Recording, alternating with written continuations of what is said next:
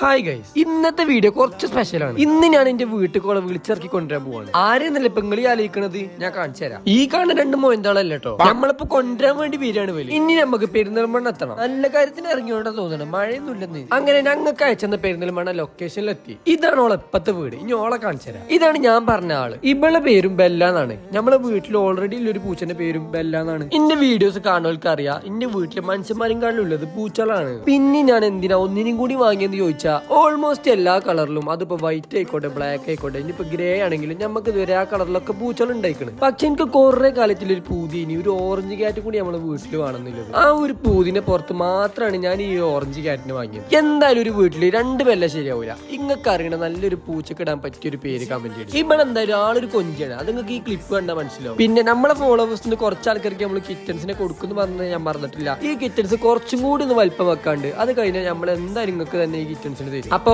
Follow ചെയ്യാൻ മറക്കണ്ട. By.